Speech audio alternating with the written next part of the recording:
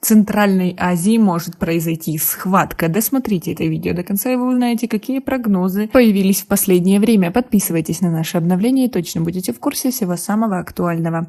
Узбекистан начали качать, и сегодня уже заявляют, что иностранцы приложили там свою руку, заявил президент Беларуси Александр Лукашенко, высказываясь о ситуации в Каракалпакстане. Вы посмотрите, как в воду смотрел. Сегодня идет борьба не только за наше пространство, постсоветское, европейскую часть. Сегодня развернулась борьба и за Среднюю Азию, где и наши советские республики. Вы помните, после Казахстана я сказал, следующим будет Узбекистан. Ребята, посмотрите, не прозевайте это. Мы многие факты приводили узбекам. Они даже как-то обиделись на меня, когда я на одном из саммитов это сказал. А что произошло? Каракалпакская республика, около половины Узбекистана. Якобы там что-то Конституции не так отразили. У них конституционный референдум будет. Вот она и поднялась. Да нет, Узбекистан начали качать.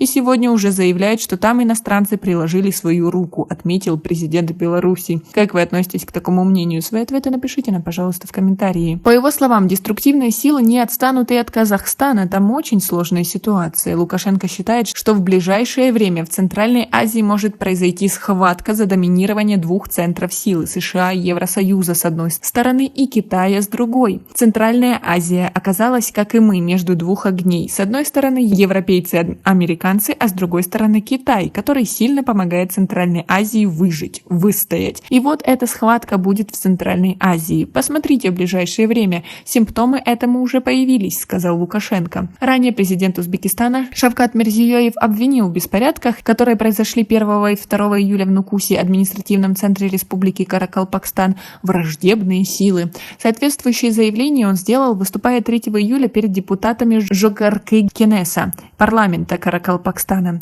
Сообщил также в своем телеграм-канале пресс-секретарь президента.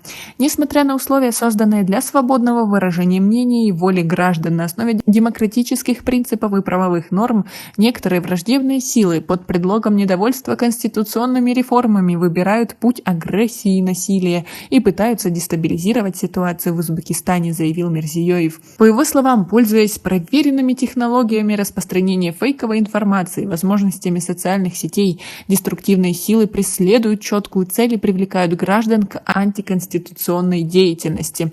Массовые протесты в Каракалпакстане начались в конце июня, после того, как был обнародован проект поправок в Конституцию Узбекистана. В новой редакции Конституции предполагалось убрать из описания статуса Каракалпакской республики слово «суверенная», а также удалить упоминание о праве республики на выход из состава Узбекистана. 1 июля на улице столицы Каракалпакстана, Нукуса и других городов вышли тысячи протестующих. Мирзиёев дважды прилетал в Нукус. 2 июля он объявил в Каракалпакстане чрезвычайное положение. В республику были введены дополнительные силы узбекской нацгвардии, ограничены мобильная связь и интернет. Таджики, вам это ничего не напоминает? Как вы относитесь к тому, что президент Узбекистана также обвинил в недовольстве граждан какие-то другие силы извне, прям как это было в Губао? Как вы думаете, в ближайшее время эта тенденция продолжится? У нас пока на этом все. Оцените наше видео подпиской и лайком. До скорой встречи!